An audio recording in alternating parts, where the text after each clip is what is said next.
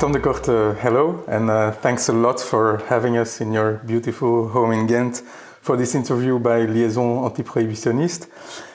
You're a professor and also the director of the Institute for Social Drug Research at the University of Ghent. Could you start by describing the specific work of the Institute, why and how it was created, and also its different missions? It's a research group in the Department of Criminology, where I teach the students of criminology at the University of Ghent. And the research group is specializing and focusing on all aspects relevant to drug phenomena in society, and hence, of course, also all aspects of drug policy.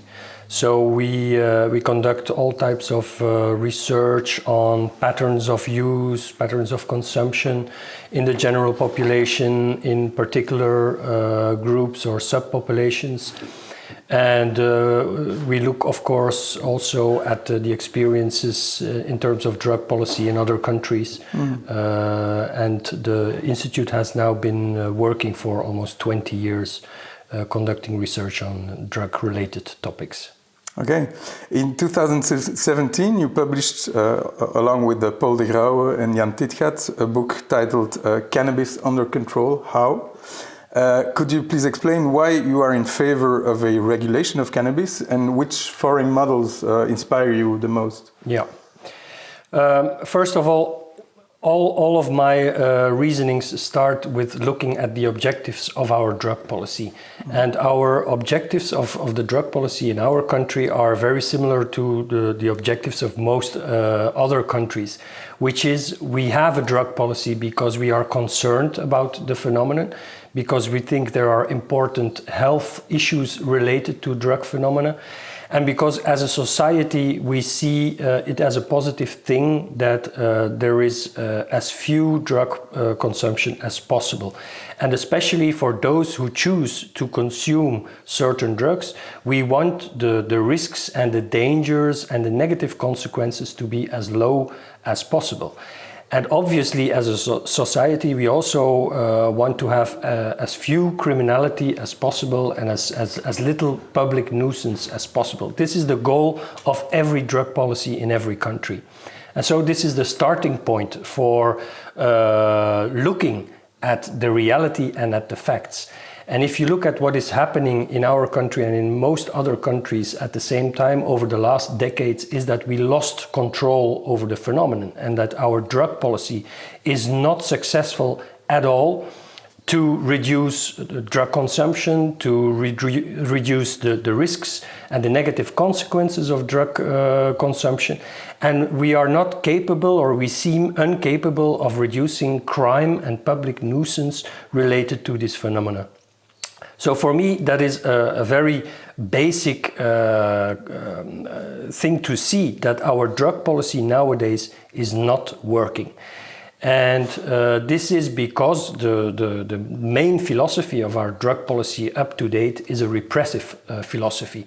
Most of our drug policy is based on penal laws, which means that we define all kinds of behaviors surrounding drug consumption, drug supply, and drug use as crimes. And so our main response to the phenomenon is a repressive one, is a penal one. And the facts in the streets and the facts in reality show us that we are not capable of getting control, a better grip on that phenomenon. And that's why our book is called Cannabis Under Control, because when we are talking about drug policy in our country, we need to talk about ways in which we can have more grip on the phenomenon, more control over the phenomenon. And it may seem kind of counterintuitive, but by legalizing, taking a whole series of behaviors out of the penal law and replacing the penal law by a regulatory framework, we actually create more tools to get a grip on the phenomenon. We acquire more tools to influence the drug-taking consumption in our society. And so if we want to have a successful drug policy, we need to regulate the phenomenon, and by doing that we create a lot of tools in which we can influence human behavior, like drug taking. Mm-hmm. And so there have been several foreign experiences. Which is the model that you look at with the most favorable eyes? Yeah. Well, first of all, I think every experience abroad in other countries with a radical reform of drug policy is interesting. So what has been done in the United States, in several states where they have legalized cannabis, what has happened in Canada where they have legalized the recreational cannabis market is interesting, even though they clearly chose the path of commercialization. But even with commercial models of cannabis, you can see, and you can see illustrations of how society can influence behavior. For example, the Canadian and the US models clearly illustrate how you can regulate the packaging of cannabis products, how you can regulate the composition of cannabis products in terms of THC content, CBD content, and other ingredients in cannabis products. So even though they are examples of commercial models, they already show us the tools that you can use to influence some of the behavior. Having said that, it's also interesting not to look at examples abroad, but also to look at history, because we have a very long history in regulating tobacco, in regulating alcohol, in regulating pharmaceutical products. So those historical examples already teach us a lot of important lessons about what we should do with this phenomenon. But if you ask me which models do you like the most, I would say the experience of Uruguay is one of the most interesting, because Uruguay is a country that decided to take cannabis out of illegality and moving away from the repressive approach. So chose to legalize it, chose to regulate it, but they did not go to the other extreme of commercializing the cannabis market.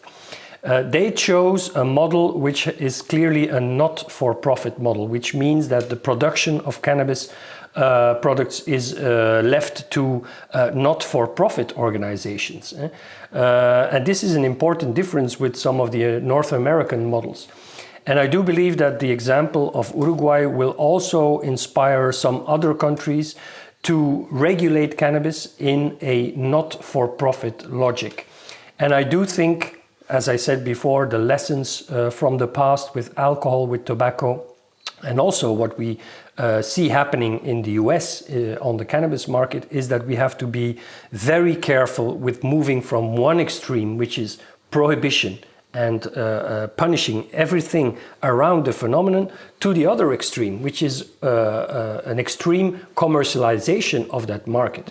Because in that kind of model, you replace the criminal networks, the organized crime groups that are involved in cannabis production and cannabis supply, you replace them by multinationals.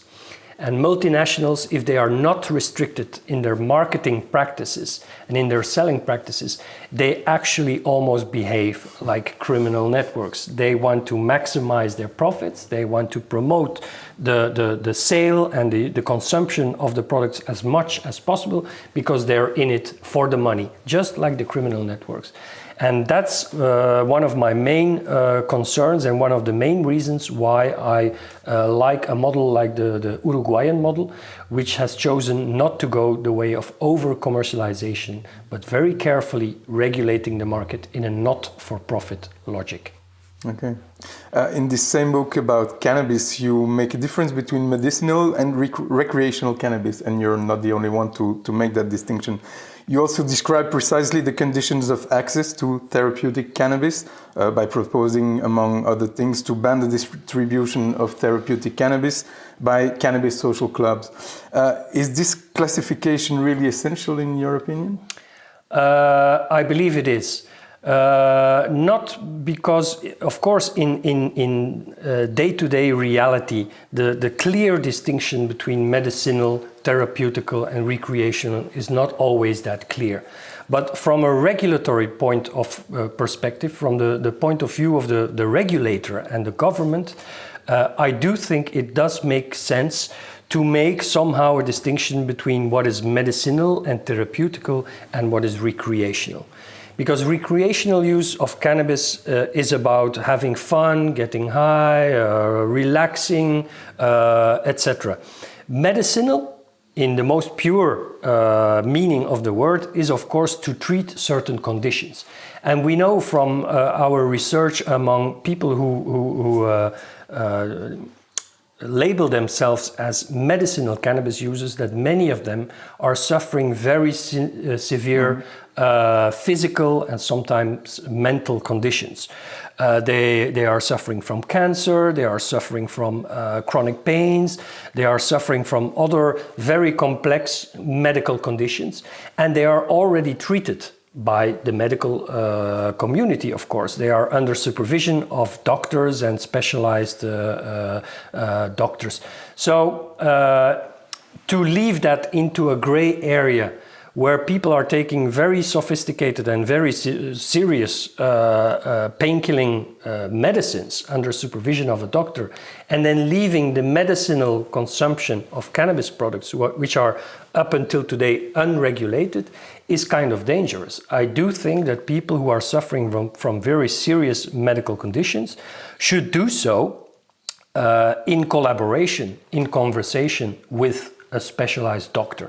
Now, of course, this supposes that doctors are open to that conversation, which is one of the problems of today. But if cannabis products, or at least certain cannabis products, can be seen and valued by the medical community as medicines that can be used in addition to or to replace other drugs that doctors are prescribing, then I think it's perfectly possible to create a separate world of medicinal cannabis products. And maybe one final reason, of course, is that up until today, most of the cannabis products are not produced in a regulated context.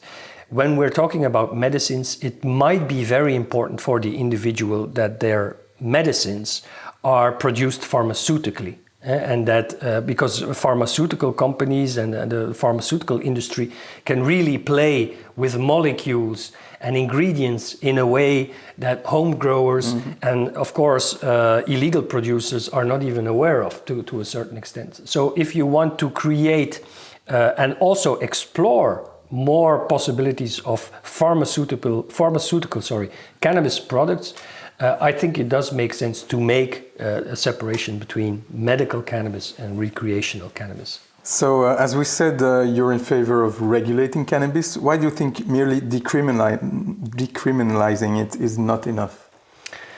Because legally the term decriminalizing usually only refers to the possession and the consumption of cannabis, and obviously I am in favor of decriminalizing the possession and the consumption of cannabis, which means that you no longer punish people for possessing or using a pleasurable substance. So that's one thing.